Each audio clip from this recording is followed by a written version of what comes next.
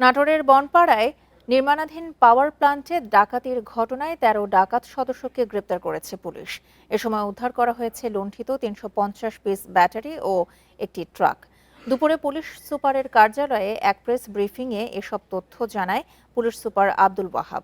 Press ব্রিফিংয়ে এই জানানো হয়, ডাকাতদের গ্রেপ্তার ও ডাকাতির মালামাল উদ্ধারে নাটোর, রাজশাহী, পাবনা, বগুড়া, সিরাজগঞ্জ, টাঙ্গাইল, ঢাকা ও গাজীপুরে অভিযান চালায় পুলিশ। পরে গাজীপুরের শ্রীপুরের বনাঞ্চল থেকে ১৩ ডাকাত সদস্যকে গ্রেপ্তার করা হয়। এ সময় তাদের কাছ থেকে একটি ট্রাক জব্দ ও লুণ্ঠিত ৩৫০ পিস ব্যাটারি উদ্ধার করা হয়। প্রাথমিক জিজ্ঞাসাবাদে ডাকাতির কথা স্বীকার করেছে গ্রেপ্তারকৃতরা।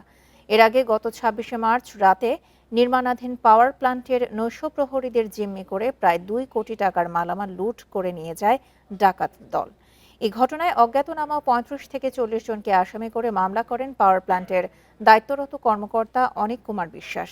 পরে অভিযান চালিয়ে ডাকাতদের গ্রেপ্তার করা হয়। জড়িত অন্যদের গ্রেপ্তারে অভিযান চলমান রয়েছে বলে জানিয়েছে পুলিশ।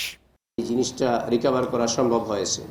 তো আমরা চেষ্টা করেছি আপ্রাণ যে কোনোভাবেই যে ডাকাতির সাথে সংশ্লিষ্ট যারা ছিল তাদেরকে যেন আইনের আওতায় নিয়ে আসা যায় এবং এই ডাকাতির মালামাল যেন উদ্ধার হয়।